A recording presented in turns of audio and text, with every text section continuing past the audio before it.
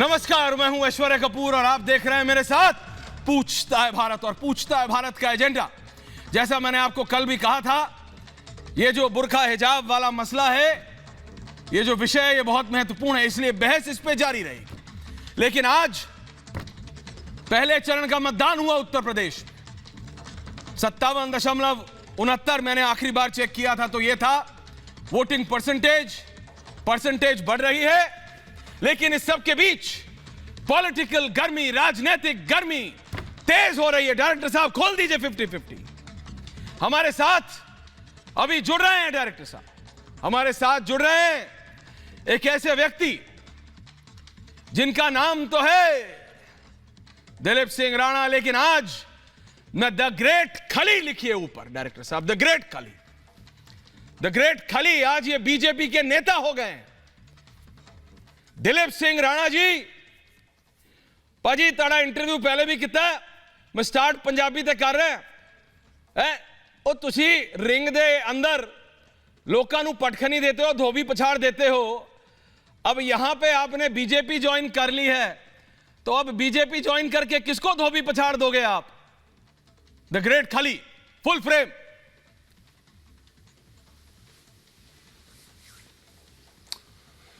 बिल्कुल, जिसको high command order करेगा उसको धोबी पछाड़ देंगे। और मेरे को लगता है हाई कमांड, मेरे को तो लगता है आपका अपना गुस्सा इतना है, किसी ने कह दिया, कुछ बोल दिया, आप अगर पार्लियामेंट पहुंच गए तो वहीं पर चोक स्लैम ना कर दो। आपसे तो वैसे ही लोग घबराते हैं। नहीं, ऐसा कुछ नहीं। मतलब मैं पर्सनली मैं से किसी को चोक स्लैम देने वाला नहीं हूं, लेकिन जिसको हमारे हाई कमांड बोलेंगे उसको जरूर चोक स्लैम भी देंगे और उनको सच का रास्ता भी दिखाएंगे। और वो जो एक गरीब लोगों को, शरीफ लोगों को बहकाते हैं, उनको ये भी बताएंगे कि भाई आप इनके झांसे पे ना आइए। जो हमारे माननीय प्रधानमंत्री जी है, जो उनकी नीति है, उनका जो एक सोच है, उसके साथ आप कंधे से कंधा मिलाइए, तभी हमारा देश है जो वो तरक्की करेगा। नहीं, लेकिन द ग्रेट खली, अब आप एक रेसलर ही नहीं, अब आप राजनेता हो गए हो, तो लोगों ने तो पूछना कि भाई ग्रेट खली है कौन? आधी जनता को पता है भाई, पेड़ जितना लंबा चौड़ा विशाल काय व्यक्ति है, लेकिन दिलीप सिंह राणा है कौन? खेतों में काम करने वाला दिलीप सिंह राणा कब द ग्रेट खली बन गया? और आज बीजेपी के नेता के तौर पे है जी, बीजेपी के नेता वांग मैं ताड़ा इंटरव्यू कर रहे हैं आज, तो लोगों ने तो पूछना पड़ना, तो बताइए द ग्रेट खली दिलीप सिंह राणा है कौन? अपनी मुंह से बताइए। बिल्कुल, मैं सारे को ही बताना चाहता हूँ। वैसे तो सभी लोगों को तकरीबन पता ही है कि भी सोशल मीडिया पे, मतलब इंटरनेट पे, हर जगह पे मेरे हम लोग देख सकते हैं बैकग्राउंड। मैं बिल्कुल हिमाचल से बिलोंग करता हूँ और बिल्कुल गरीब परिवार से, एक जमींदार के परिवार से, किसान के परिवार से मैं बिलोंग करता हूँ। और उसके बाद मैं पंजाब में आया। पंजाब में आके मैंने पुलिस जॉब भी करी और उसके बाद पंजाब से ही मैं बाहर गया हूँ अमेरिका, जहाँ पर आप लोगों ने देखा मेरे को एज ए रेसलिंग करते, और हॉलीवुड की मूवी करी है, कुछ टीवी शो करे है। सो तकरीबन सारे को पता ही है। और लोगों ਨੂੰ ਚੱਕ ਰਿੰਗ ਤੋਂ ਬਾਹਰ ਭੇਜਦਾ, ਤੁਸੀਂ ਲੋਕਾਂ ਨੂੰ ਹਸਪਤਾਲ ਪਹੁੰਚਾਤਾ। ਇਧਰ ਨੇਤਾ ਪੰਜਾਬ ਦੇ ਪਰੇਸ਼ਾਨ ਹੈ ਕਿ ਬੋਲਾ ਗ੍ਰੇਟ ਖਲੀ ਆ ਗਿਆ, ਉਹਨਾਂ ਦਾ ਟੈਂਪਰੇਚਰ ਵੱਧਦੀ ਜਾਂਦਾ, ਤੁਸੀਂ ਐਦਾਂ ਨਾ ਕਰਿਆ ਕਰੋ। ਮੈਂ ਸਹੀ ਕਹਿ ਰਿਹਾ? वाह नेता बोली जाते वो बीजेपी से आ गया खली, उन्हें चक के सुटना सानू। नहीं, ऐसा कुछ नहीं है जी। देखो, मैं मतलब जो रेसलिंग है वो रिंग पे होती है, लेकिन यहाँ पर तो जो है वो एक सोच की रेसलिंग होएगी और एक उसकी रेसलिंग होएगी भी कैसे अपना देश को आगे बढ़ाया जाए। जो हमारा देश मतलब भी बहुत पीछे था, मतलब तो अब कैसे मतलब उसको आगे बढ़ाया जाए। अब ये रेसलिंग होएगी, सोच की रेसलिंग होएगी, ताकि मतलब हमारे देश। लेकिन आपको अचानक कहां लोगों को धोबी पछाड़ देते हुए, चोक स्लैम देते आपको अचानक ये राजनीति का रास्ता कहां से आपको याद आ गया? खली साहब मैं यही पूछ रहे हैं, रेसलिंग के रिंग से सॉरी सत्ता का स्टेज, ये कैसे, ये रास्ता कैसे बना? देखो ये मतलब जो एक हमारे माननीय प्रधानमंत्री जी है, जो उनकी एक सोच, उनके राष्ट्रपति के प्रति मतलब कि भी एक जुनून, 20-20 घंटे काम करते हैं। आजकल की डेट पे कोई इतना काम नहीं करता। और जो उनकी एक सोच, उनका जुनून, जो एक भारत को मतलब एक जो एक गरीब देश है उसको उभार के एक वर्ल्ड लेवल की इस पे लाना, उनकी जो एक नीति है, उनकी जो एक सोच है, उसको एक प्रभावित होके मैंने उनसे इम्प्रेस होके ये मैंने भाजपा को ज्वाइन करा है। भाजपा को ज्वाइन करा, लेकिन फिर मैं एक बार, आप बोल रहे हो प्रधानमंत्री को देख के, लेकिन लोग तो अभी भी द ग्रेट खली क्या कर सकते हैं? लोग कह रहे हैं भाई ग्रेट खली को क्या आता है राजनीति में? ग्रेट खली को तो रेसलिंग आती है, ग्रेट खली को तो लोगों को चक के सुटना आता है, ग्रेट खली को चोक सलाम आता है, ग्रेट खली को किसी को मारना आता है, पीटना आता है। ग्रेट खली को क्या पता राजनीति क्या होती है? सवाल पूछते बाजी लोग पंजाब च। बिल्कुल आप सही बता रहे, बिल्कुल सही बता रहे। मेरे को राजनीति का कोई भी पता नहीं है, कोई भी अनुभव नहीं है। लेकिन जैसे बोलते हैं कि भाई अगर कोई काम करना है, देश के लिए काम करना, उसके लिए कोई अनुभव की जरूरत नहीं। उसके दिल से जो दिल मेरा आवाज देगा ना, वो काम करूंगा मैं।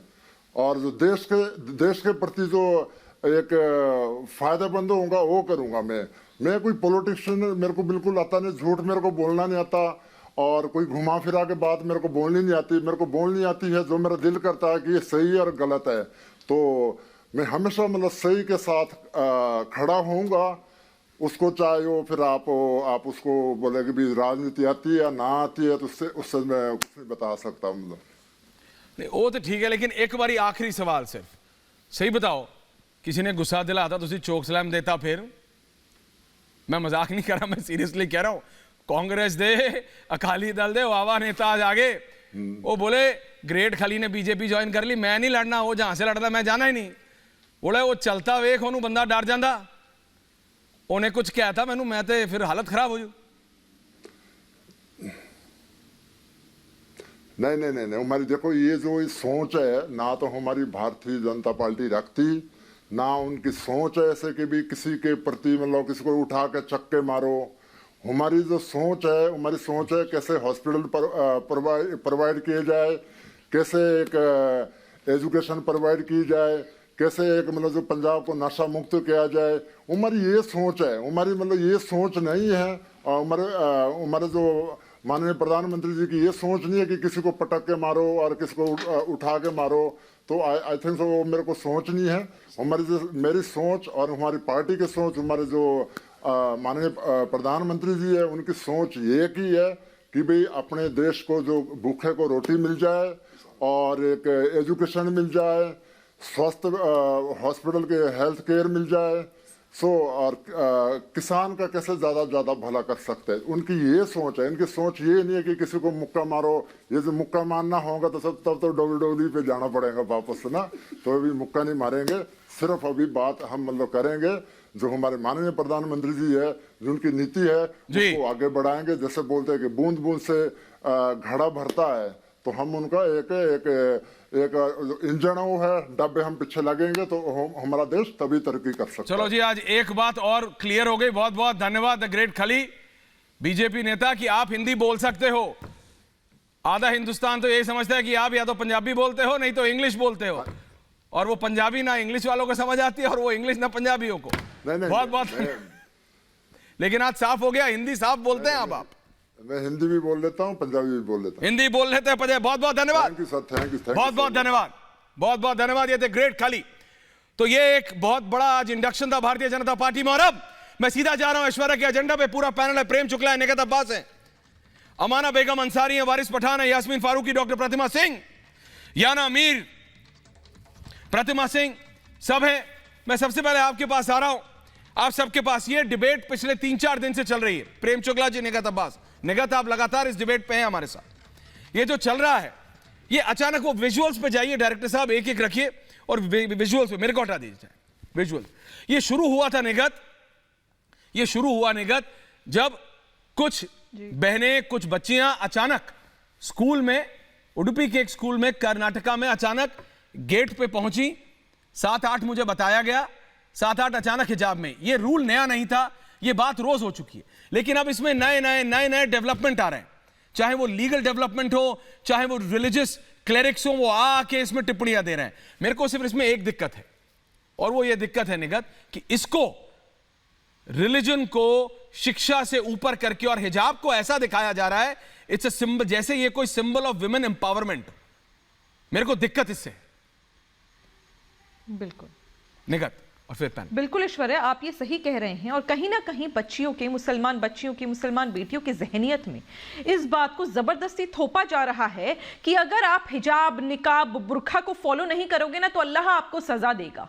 यहां पर अल्लाह के नाम से अल्लाह को इतना छोटा बना दिया इन लोगों ने। अल्लाह के नाम पे बच्चियों की शिक्षा को रोका जा रहा है, अल्लाह के नाम से डराने की कोशिश करी जा रही है, जो बिल्कुल गलत है। और मेरी बात याद रखिएगा ऐश्वर्या, ये सिर्फ यहां तक नहीं रुकेगा कि मुझे निकाब या हिजाब या बुरखा पहन के स्कूल आने दीजिए। ये यहां से शुरुआत होगी, और शुरुआत इसकी होगी कि कल को ये डिमांड आने वाली है कि मुझे स्कूल में नमाज पढ़ने के लिए अलग एक कमरा भी चाहिए। फिर डिमांड आएगी हमें स्कूल में कैंटीन चाहिए जो हलाल चिकन और मटन सर्व करे। फिर डिमांड आएगी नहीं जी हमें संडे को छुट्टी नहीं चाहिए, हमें तो फ्राइडे को छुट्टी चाहिए। फिर डिमांड आएगी कि हमें तो रमजान के महीने में पूरे महीने की छुट्टी चाहिए। और अंत में सबसे कड़वी और सच्ची बात यह भी आएगी जो विपक्ष की प्लानिंग है, और यह कह दिया जाएगा कि इन काफिरों को स्कूल में आने के लिए मना कर दिया जाए, क्योंकि इनके साथ बैठने से हम नापाक हो जाते हैं, हम नजीस हो जाते हैं, हम नजाजत की तरफ बढ़ जाते हैं। और यही वजह है कि विपक्ष अपनी राजनीतिक उल्लू सीधा करने के लिए इन बेटियों का, इन बच्चियों की शिक्षा का इस्तेमाल कर रहा है। और आप देखिए मैं कहूंगी गर्व के साथ और कितनी हिम्मत के साथ कितने लोग ये बोल जाते हैं कि अगर निकाब और हिजाब नहीं पहनने देंगे तो हम अपनी बच्चियों को घर बिठा लेंगे। अरे मेरे अल्लाह को, आपने इतना छोटा कर दिया कि आप ये कह रहे हैं कि आपने पढ़ाई से ऊपर निकाब और हिजाब को रख दिया। ये कितनी छोटी बात है। और क्या आप लोग इस्लाम का, हमारे धर्म का, मुसलमान होने का क्या प्रचार कर रहे हैं पूरे हिंदुस्तान में और विश्व भर में, कि आज आपने बदनाम कर दिया कि अल्लाह का इस्लाम इतना छोटा है कि वो शिक्षा से बच्चियों को रोक रहा है, क्योंकि निकाब और हिजाब नहीं, निकाब और हिजाब ना कभी जरूरी था, ना है, ना होगा। बेटियों की शिक्षा सबसे ज्यादा महत्वपूर्ण है और वही रहेगी। प्रेम शुक्ला जी, बच्चों की, लड़कों की, इंपॉर्टेंट बात, बिल्कुल Nighat, I am coming back to you. मैं आ रहा हूं प्रेम शुक्ला जी, इसको ना ऐसा बना दे कि एक वो तस्वीर आई थी और वो तस्वीर दोबारा चलाइएगा डायरेक्टर साहब। वारिस जी आ रहा हूं, आपका ऑडियो कनेक्टेड, जैस्मीन जी आ रहा हूं, और अमाना बेगम जी आपके पास भी आ रहा हूं। लेकिन प्रेम शुक्ला जी, एक वो तस्वीर बना के ना उसको वायरल किया जा रहा है सोशल मीडिया पे कि एक बहन है, एक बिटिया है, वो अपना स्कूटर वहां खड़ा करती हैं और वो एजुकेशनल इंस्टीट्यूशन में वो जा रही हैं और 40-50 लड़के, 20-30, 40-50 जितने हैं, भगवा गमछा पहने हुए हैं और वो नारे लगा रहे हैं, है ना। वो वाला वो विजुअल है, नारे उधर से भी लग रहे थे, इधर से भी, लेकिन जो लड़कों ने चार्ज किया वो गलत है। मैं इसलिए कह रहा हूं, भड़काया दोनों तरफ से जा रहा है। और दिक्कत यह है कि स्कूल के बच्चों को भड़का रहा है एट द लोएस्ट लेवल, उस लेवल पे जहां पे उनका ध्यान सिर्फ किताब पे होना चाहिए। उनको यह बताया जा रहा है कि भगवा ये है और वो ये है, बुर्का हिजाब। ये क्या हो रहा है? इसके पीछे जो लोग हैं, अगर उनको नहीं पकड़ेंगे प्रेम शुक्ला जी, तो दिक्कत हो जाएगी। इसके पीछे के एक सुनियोजित षड्यंत्र को समझें, समझाने की कोशिश कीजिए। पीछे के सुनियोजित षड्यंत्र को समझें। जो बुर्काधारी लड़की के विद्यालय में प्रवेश को, बुर्के के साथ प्रवेश का जो पक्ष लेकर हाईकोर्ट में गए, वह देवदत्त कामत कांग्रेस के उत्तर प्रदेश के चुनाव में लीगल डिपार्टमेंट के कोऑर्डिनेटर हैं, जो लीगल डिपार्टमेंट निर्वाचन आयोग के साथ कोऑर्डिनेशन करेगा जी। देवदत्त पहले केस करते हैं, नारेबाजी होती है, अचानक लड़कियां जो है नकाब पहनकर और बुर्का पहनकर आना प्रारंभ करती हैं। फिर प्रियंका वाड्रा का ट्वीट आता है और उसके बाद महमूद कुरैशी, जो पाकिस्तान का विदेश मंत्री है, वह भी उतर पड़ता है और वह बाकायदा ऑर्गेनाइजेशन ऑफ इस्लामिक कंट्रीज में और यूनाइटेड नेशंस में कंप्लेंट करता है।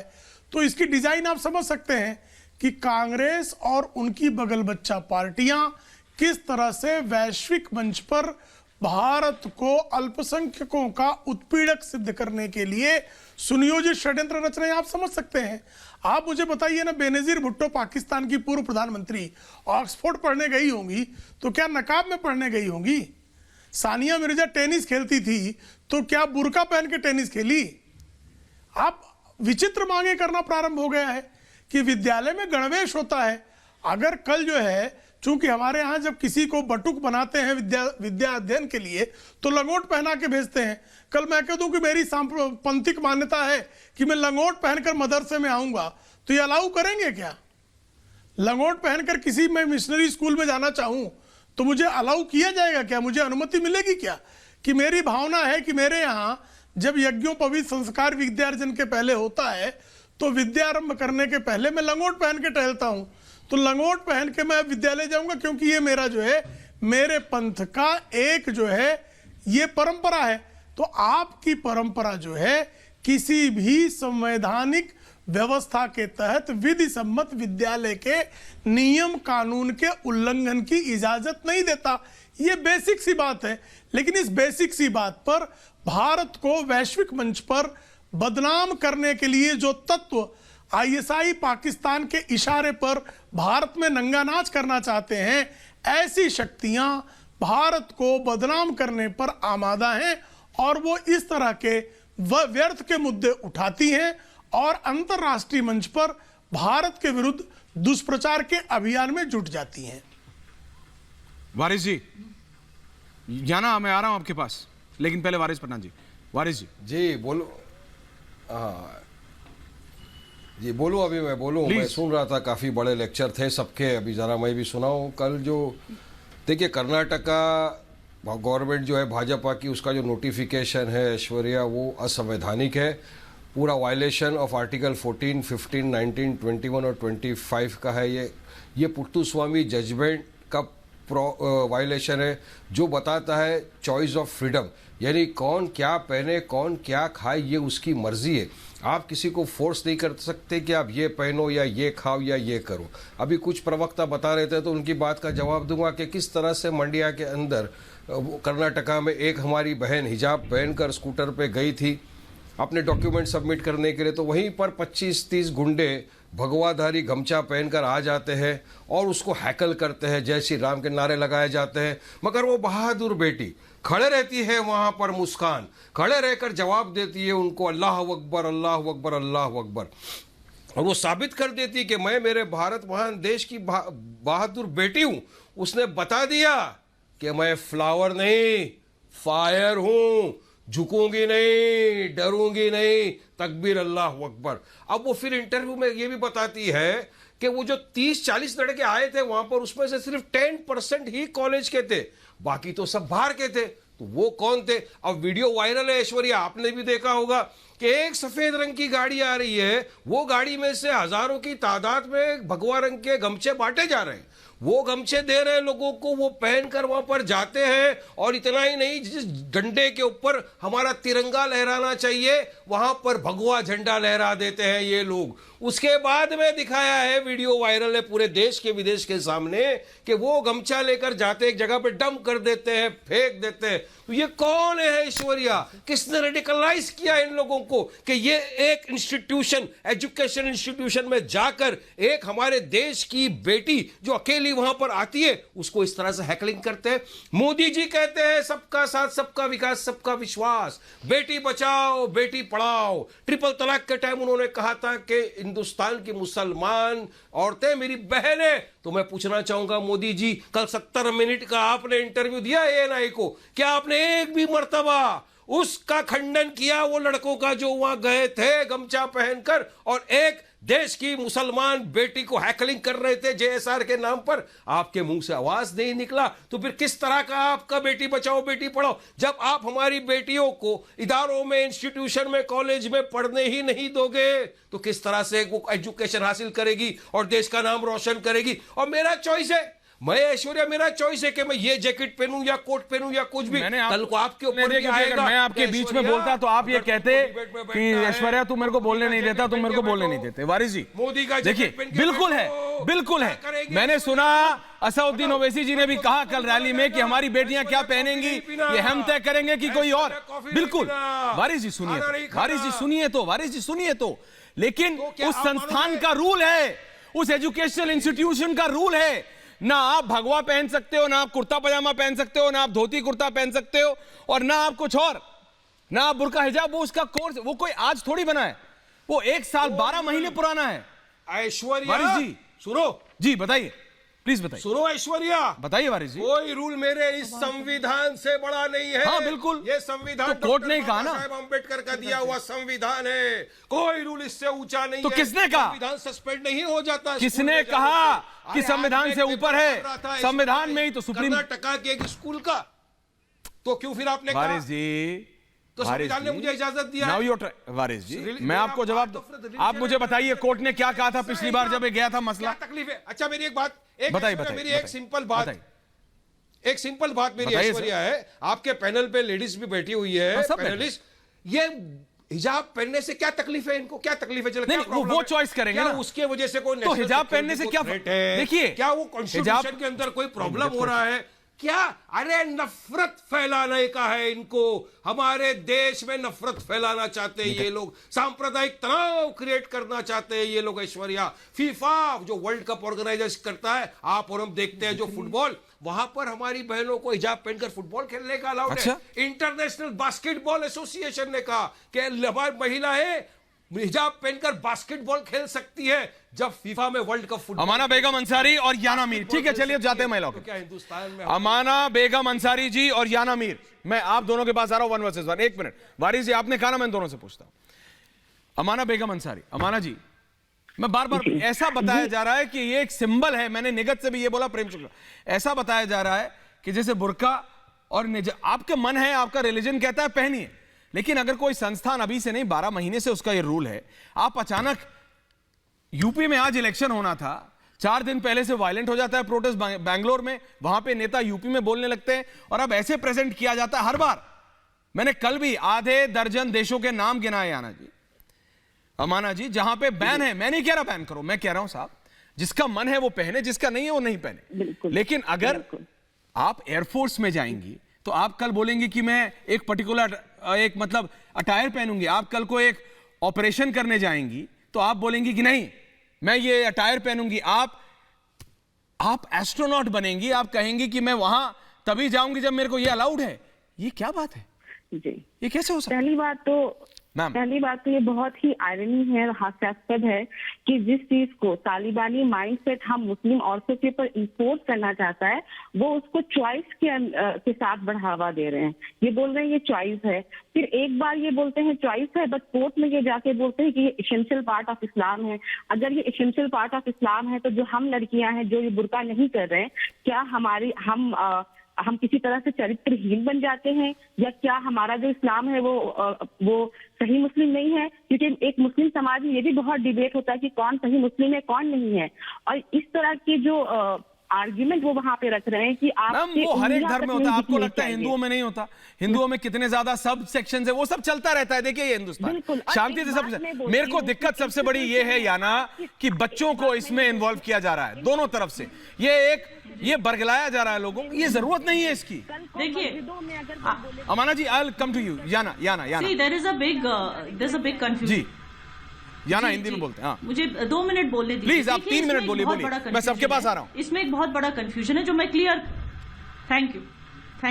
इसमें एक बहुत बड़ा कंफ्यूजन है जो मैं क्लियर करना चाहती हूँ। एक होता है हिजाब जो मैंने इस वक्त पहना है, ठीक है, हिजाब किसी भी तरह से किसी भी यूनिफॉर्म को ऑब्स्ट्रक्ट नहीं करता। जो लड़कियां सिर्फ हिजाब करती हैं, यू कैन क्लियरली सी, जब वो आईडी कार्ड्स लगा के घूमती है और उन्होंने जो यूनिफॉर्म पहना हुआ, यू कैन क्लियरली सी, तो किसी तरह से वो किसी को ऑब्स्ट्रक्ट नहीं करता। और कर्नाटका में जब हिजाब रोज शुरू हुआ था, वो लड़कियां बेचारी पहले से ही हिजाब करती थी, ये नहीं कि सडनली उन्होंने करना शुरू कर दिया।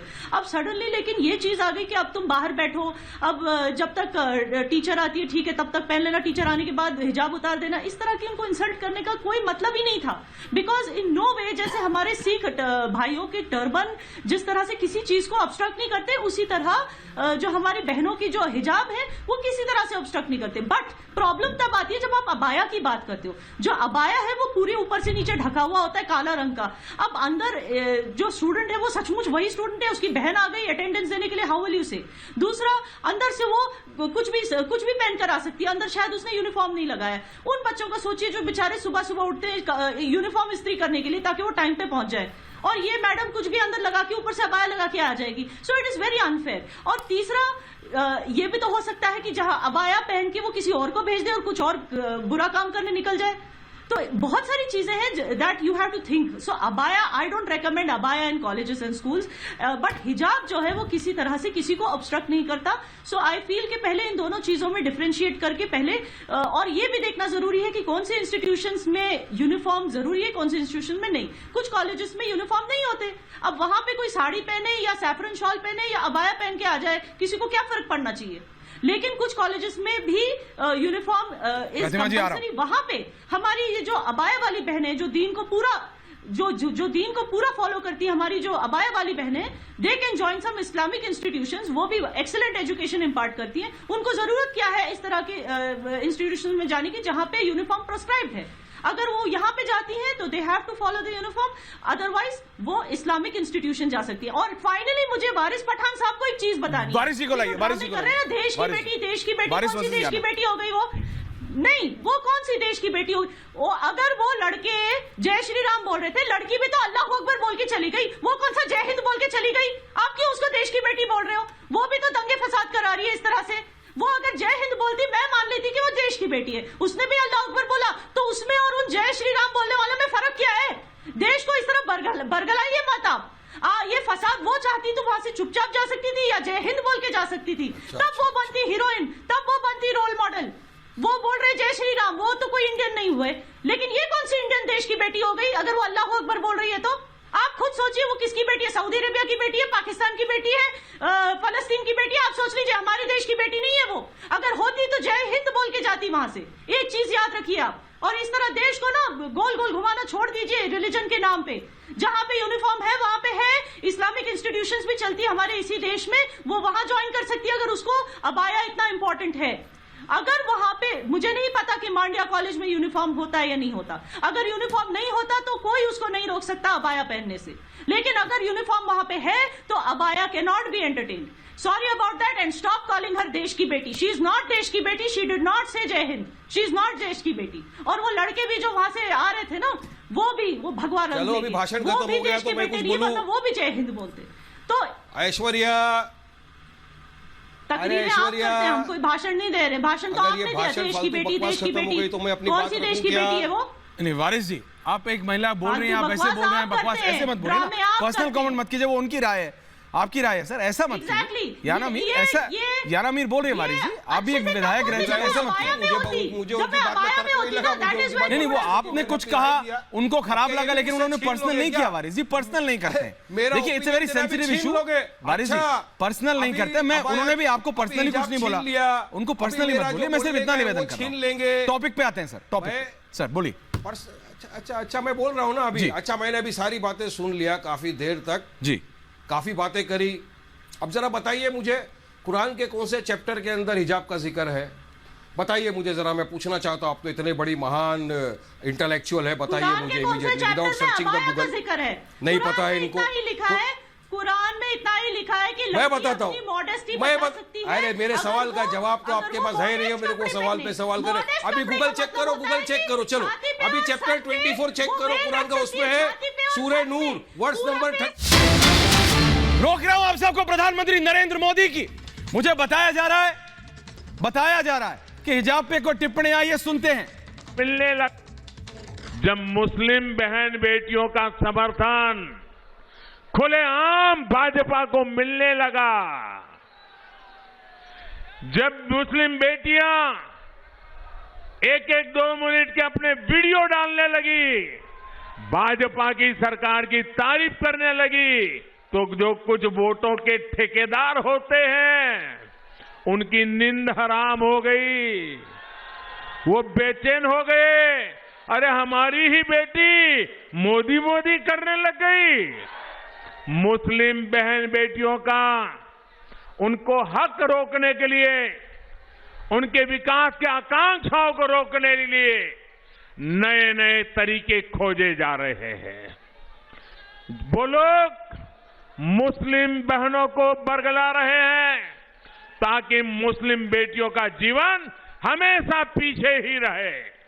साथियों, हमारी सरकार हर मजलूम, हर पीड़ित मुस्लिम महिला के साथ खड़ी है।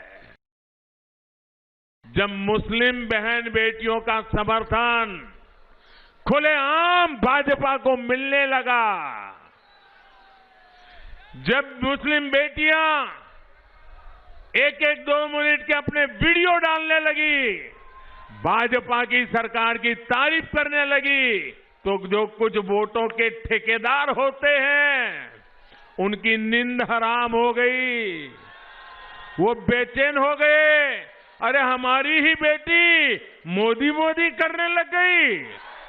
मुस्लिम बहन बेटियों का उनको हक रोकने के लिए, उनके विकास के आकांक्षाओं को रोकने के लिए नए नए तरीके खोजे जा रहे हैं। वो लोग मुस्लिम बहनों को बरगला रहे हैं ताकि मुस्लिम बेटियों का जीवन हमेशा पीछे ही रहे।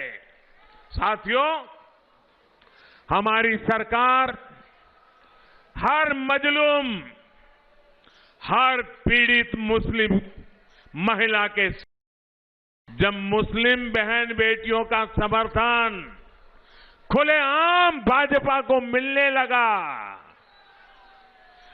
जब मुस्लिम बेटियां एक एक 2 मिनट के अपने वीडियो डालने लगी, भाजपा की सरकार की तारीफ करने लगी, तो जो कुछ वोटों के ठेकेदार होते हैं उनकी नींद हराम हो गई, वो बेचैन हो गए।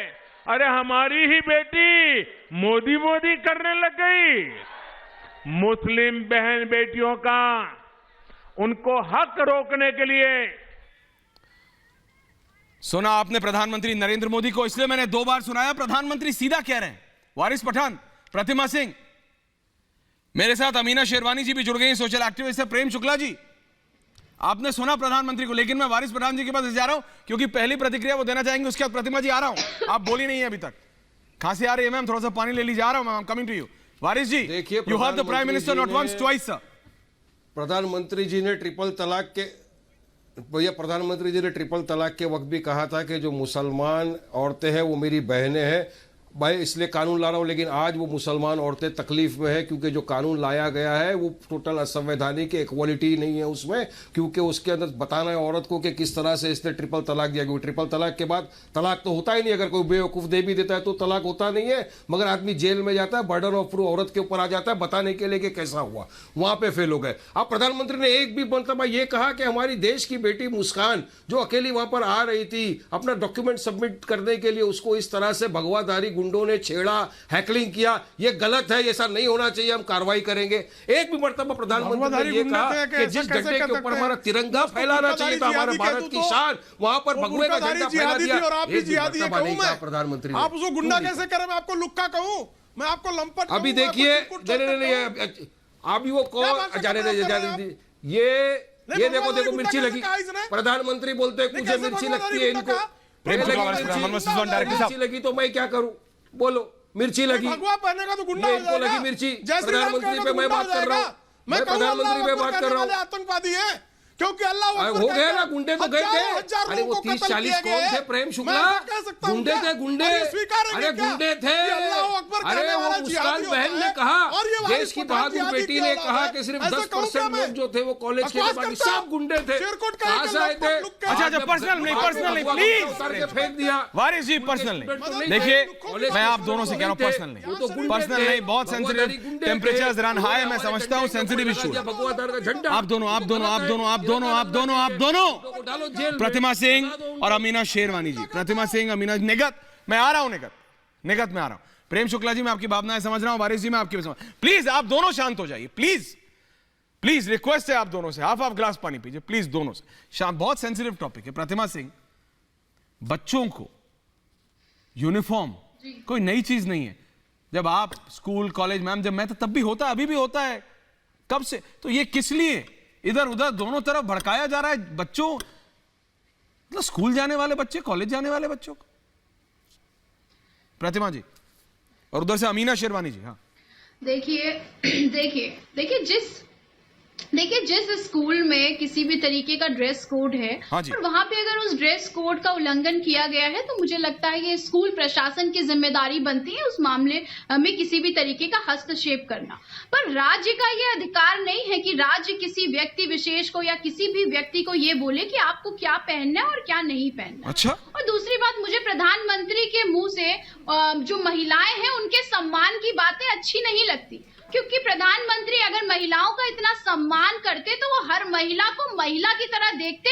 महिला मुस्लिम महिला है और या महिला हिंदू महिला है, इन दो जो डिवीजन है प्रधानमंत्री जी करते हैं हमेशा, वो ना करते। तो महिलाओं का सम्मान की बात भारतीय जनता पार्टी के लोगों के मुंह से शोभा नहीं देती। और दूसरी बात मैं बोलना चाहती हूँ, हाँ जी। यहाँ पे भारतीय जनता पार्टी के प्रवक्ता बैठे, AIMM के प्रवक्ता बैठे, मुझे ये लगता है कि दोनों को अपनी असलियत पता है कि दोनों ने चुनाव आ रहे हैं, हर स्टेट में चुनाव है, आज 5 राज्यों में चुनाव, आज पहला मतदान शुरू हो गया उत्तर प्रदेश में, और ये दोनों ही ध्रुवीकरण की राजनीति करते हैं।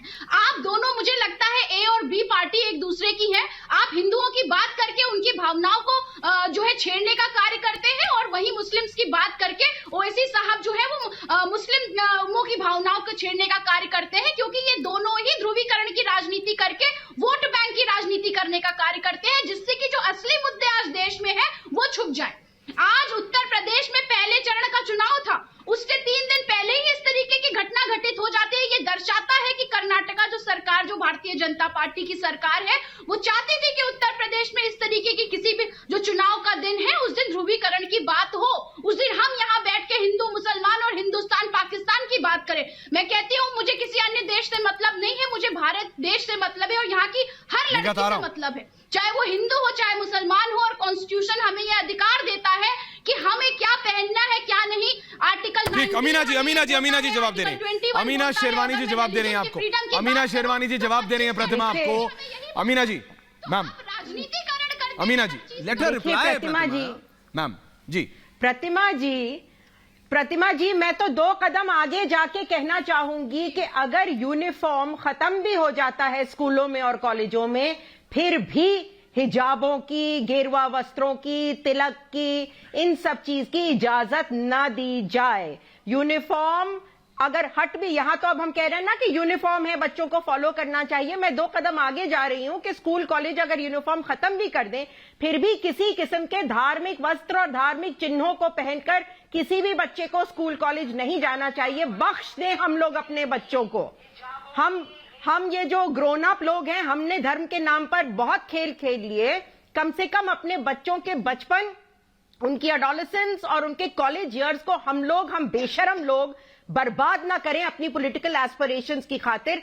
बच्चों को बख्श दिया जाए, बच्चों को धर्म से दूर रखा जाए। मैं तो चाहूंगी कि कानून पास हो कि बच्चों को धर्म सिखाना कच्ची उम्र में चाइल्ड अब्यूज माना जाना चाहिए। बच्चे जब 18 बरस के हो जाएं या 21 बरस के हो जाएं, जो भी एज ऑफ मेजॉरिटी हमारे देश में मानी जाए, तब बच्चे धर्म ग्रंथों को खोलें, धर्म ग्रंथों को पढ़ें। अगर उनकी इच्छा हो उसको फॉलो करें, अगर इच्छा ना हो ना फॉलो करें। माँ बाप कौन होते हैं अपने बच्चों के दिमाग में कोई भी बात डालने के लिए? किताबें हैं हर धर्म की, इतिहास है हर धर्म का।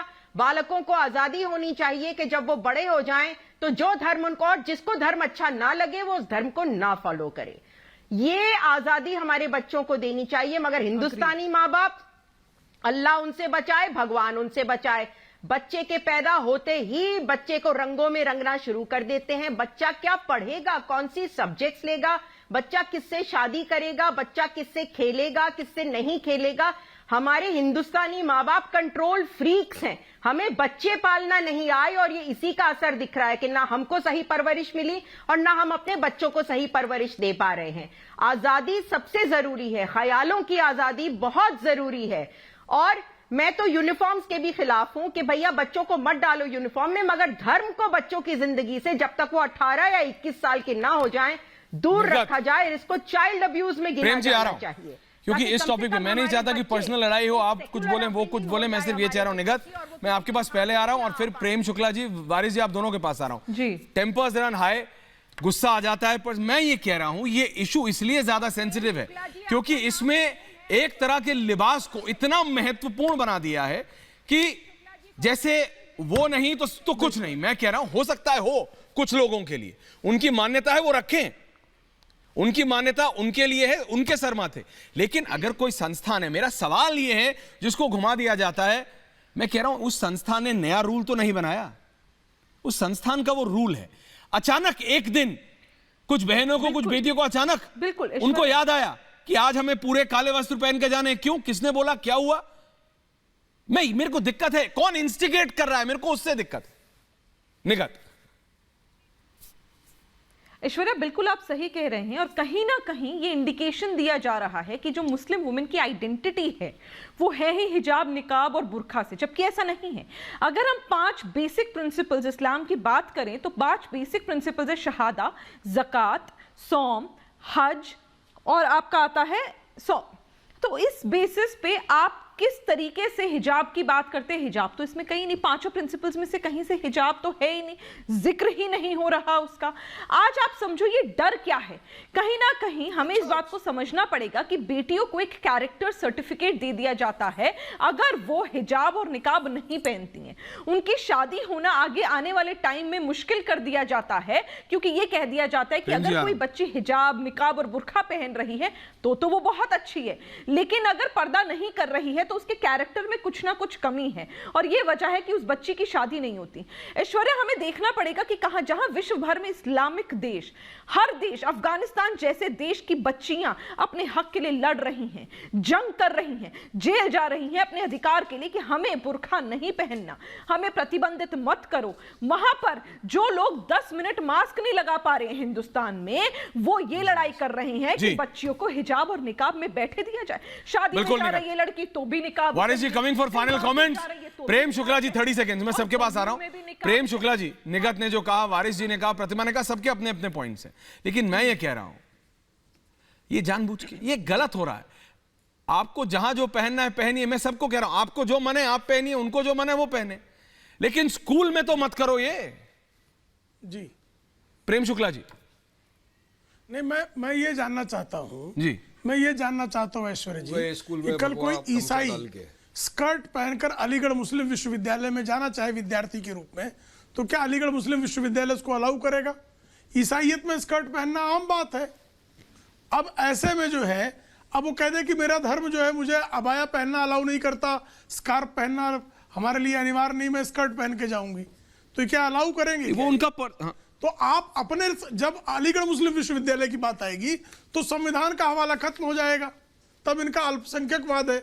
यहां संविधान और कानून के तहत ही विद्यालयों के गणवेश तय हुए हैं, और उस गणवेश का अगर कोई पालन नहीं करता है, स्कूल प्रशासन अगर उसको मना करता है, तो उस पर जिद करना और अल्लाह अकबर का नारा लगाकर जिहादी उन्माद पैदा करने का जो ये वारिस जी लास्ट 30 सेकंड, वारिस जी लास्ट 30 सेकंड, वारिस जी ब्रीफ रहेगा। मैं सबकी बातें सुन रहा था ऐश्वर्या, अगर मैं किसी देश की बहादुर बच्ची, हमारी बहन मुस्कान की बात कर रहा हूँ कि उसने बहादुरी से कुछ भगवाधारी गुंडों का सामना किया, अच्छी बात है, तो मुझे बी टीम कहा जाता है। नहीं, मैं तो संविधान के दायरे में। याना ने ये नहीं कहा, याना ने कहा अगर उन्होंने जय श्री राम कहा तो उन्होंने अल्लाह अकबर कहा। अब याना को मिस, वारिस जी याना का कनेक्शन कर दिया, लेकिन याना ने क्लियरली बोला कहा जाता। बताइए, अगर एक देश की बेटी जिसने की बहादुरी के साथ कुछ भगवाधारी गुंडों का सामना किया, तो क्या गलत बोला मैंने? अल्लाह अकबर का नारा लगाया उसने, क्या गलत है नारा लगाने में? जबकि देखा यह गया कि वही लड़के जाकर हमारे डंडा जिसपे तिरंगा लहराना चाहिए, वहां पर उन लोगों ने जाकर भगवा झंडा लगा दिया। अभी सब जगह वीडियो भी वायरल है, वो भी मैंने आपको वीडियो है, वीडियो चल रहा है Waris ji, but you are again talking about it. आप ये नहीं बोल रहे याना ने क्या बोला था। निगत, याना ने बोला, प्रेम शुक्ला जी मैं आपका पॉइंट समझ रहा हूं, मैं चाहता नहीं कि आप दोनों का फिर पर्सनल लड़ाई हो जाए, फिर वो शब्दों के चॉइस गलत हो जाती है। मैं कह रहा हूं याना ने क्या बोला था। याना ने कहा अगर उन्होंने जय श्री राम बोला तो उसने अल्लाह अकबर बोला। मैं बोलना भी नहीं चाहता, मैं कहता हूं उनको भड़का कौन रहा है? वारिस जी, अचानक याद आता है कि आज आपको एक तरह के वस्त्र पहन के आने। मेरा सवाल ये है, आपने बोला वारिस जी देखिए जो हो रहा है दोनों तरफ से गलत है, भड़काना बंद करना पड़ेगा। डिबेट जारी रहेगी, लेकिन पर्सनल मत। बहुत बहुत धन्यवाद आप सबका। वारिस जी समय कम है, बहुत बहुत धन्यवाद आपसे।